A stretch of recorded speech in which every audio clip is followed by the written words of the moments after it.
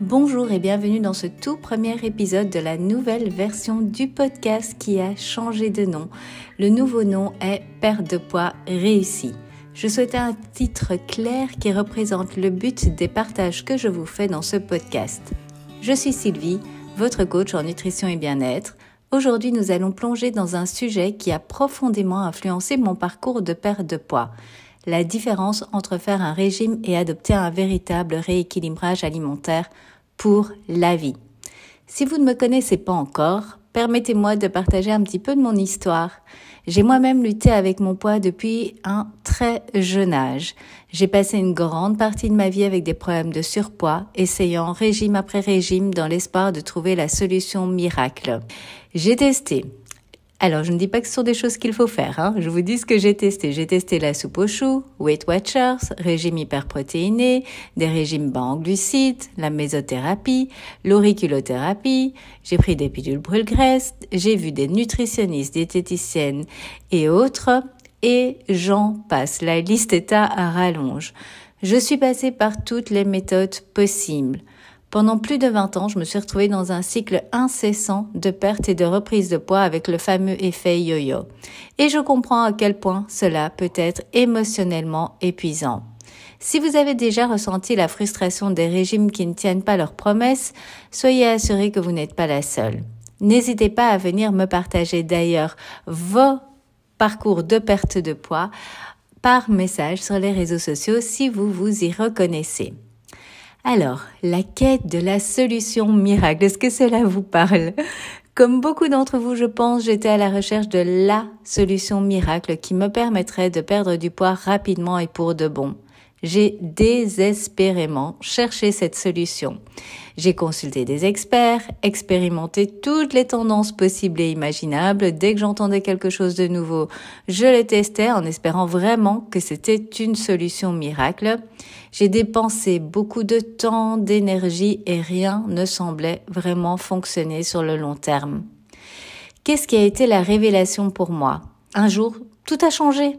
J'ai eu une vraie prise de conscience sur l'importance d'adopter un rééquilibrage alimentaire pour la vie.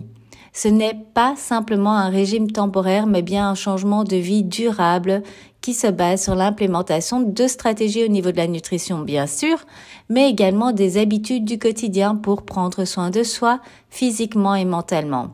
C'est ce qui m'a permis de perdre 27 kilos à mon propre rythme. Quelle est la différence en fait entre les deux? La clé va résider entre le fait de faire un régime et d'adopter un vrai rééquilibrage alimentaire. Les régimes sont souvent temporaires, restrictifs et difficiles à maintenir.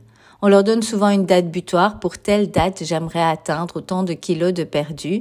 Ça permet de se motiver à tenir le coup, mais une fois qu'on arrête, alors soit on a atteint son objectif, on est content, mais on retourne à ses anciens comportements qui font reprendre du poids, soit on n'a pas atteint l'objectif qu'on s'est fixé pour la date, et là c'est foutu pour foutu, on retourne dans des anciens comportements qui font qu'on ne sait pas manger de manière équilibrée et qu'on se laisse emporter par les émotions. Et le problème, c'est qu'à force de faire des régimes ainsi, souvent on se retrouve même avec un excédent de poids par rapport au poids avec lequel on avait commencé. En revanche, le rééquilibrage alimentaire se concentre sur des habitudes saines et durables, une approche globale qui prend en compte le plaisir de manger. Bien sûr, j'adore manger, je ne pourrais pas manger des choses que je n'aime pas et je ne vous le conseille absolument pas, mais on va le faire tout en respectant les besoins de notre corps. Le but étant de se nourrir sainement tout en gardant le plaisir dans chaque repas. Et là, c'est une des clés de la réussite parce que ainsi, vous n'allez pas créer de frustration et vous allez pouvoir du coup tenir plus facilement sur la durée puisque tous les repas que vous mangez vous font plaisir. C'est très important. Dans les prochains épisodes, nous explorerons ensemble des étapes pratiques pour intégrer un rééquilibrage alimentaire dans votre vie. Nous aborderons des conseils concrets pour créer des habitudes saines, trouver l'équilibre entre plaisir et nutrition et faire face aux défis émotionnels liés à la perte de poids.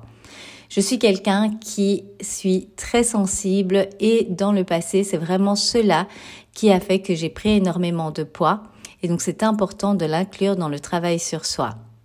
Je tiens également à souligner l'importance justement de prendre soin de soi, même lorsque le temps est compté. En tant que femme, nous jonglons souvent avec de nombreuses responsabilités.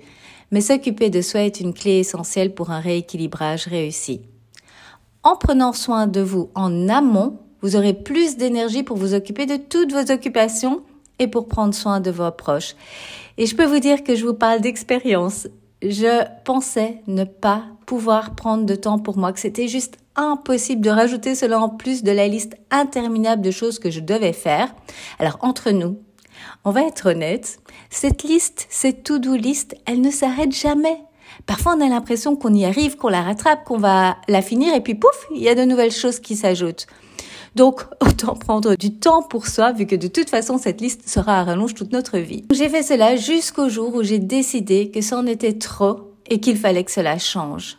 Il faut savoir que dans le passé, avant de devenir coach, il y a de très nombreuses années, j'ai connu un burn-out et donc c'est quelque chose que je fais très très attention. Je peux me pousser quand j'ai des objectifs à atteindre, mais je sais aussi l'importance de savoir mettre un holà avant de passer la ligne qui ferait qu'on se retrouve dans un burn-out. Pour celles qui ne le sauraient pas, le burn-out, c'est un épuisement physique et mental.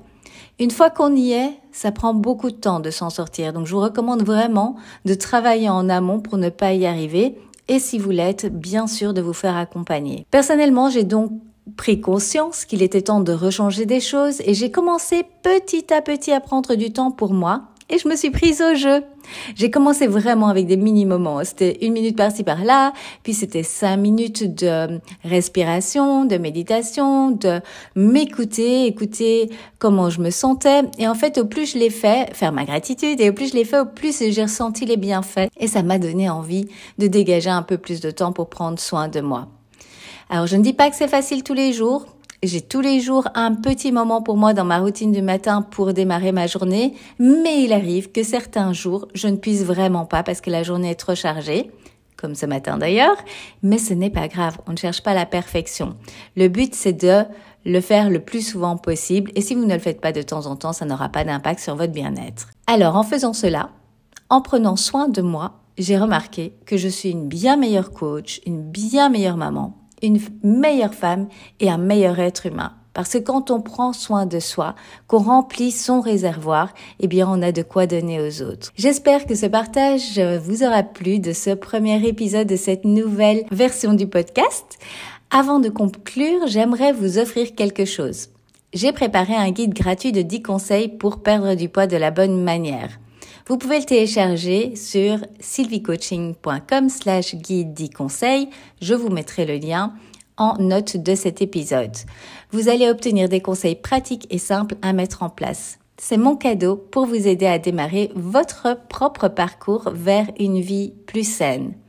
Merci infiniment de m'avoir rejoint aujourd'hui. J'espère que cet épisode vous a plu et que vous allez en ressortir le fait de prendre du temps pour vous, en plus que de mettre en place un rééquilibrage alimentaire pour la vie et d'arrêter les régimes avec effet yo-yo. Dans ce podcast, nous allons explorer ensemble les aspects pratiques, émotionnels et réalistes de la perte de poids durable. Rappelez-vous, vous méritez une vie saine et équilibrée. Je suis convaincue que si moi j'ai pu le faire, avec toutes les difficultés que j'ai pu rencontrer dans ma vie, vous aussi vous pouvez le faire. Vous êtes plus forte que vous ne le pensez et vous n'êtes pas seule dans cette aventure vers une vie plus saine. Je suis ravie de pouvoir vous accompagner. J'adorerais entendre vos réflexions, expériences et questions suite à ce sujet. Alors rejoignez-moi sur votre réseau social préféré. Ensemble, construisons une communauté où chaque victoire, chaque défi et chaque question sont partagées et célébrées. J'attends avec impatience de créer ce dialogue avec vous. Restez à l'écoute pour de futurs épisodes et n'oubliez pas de télécharger votre guide gratuit en cliquant dans le lien en description. Je suis impatiente de partager ce voyage avec vous. Si vous avez apprécié cet épisode et que vous souhaitez me soutenir, n'oubliez pas de vous abonner et de laisser une note sur votre plateforme d'écoute préférée. Si vous êtes sur Apple, il suffit de cliquer sur la fiche du podcast, descendez jusqu'à voir les étoiles et cliquez dessus. Vous pouvez également y laisser un avis et si vous le faites, je vous partagerai lors d'un prochain épisode. Sur Spotify, vous cliquez sur les 3 petits points à côté du bouton abonner et puis évaluez l'émission. Et pour vous abonner, il suffit de cliquer sur le petit plus. Cela ne fait pas que m'encourager, mais ça permet également à d'autres femmes de découvrir ces conseils précieux. Votre abonnement et votre évaluation sont le carburant qui propulse ce podcast, m'aidant à atteindre davantage de personnes et à créer du contenu qui répond vraiment à vos besoins. Merci de faire partie de ma communauté, de contribuer à inspirer d'autres femmes à embrasser une vie équilibrée et pleine de bien-être. À bientôt!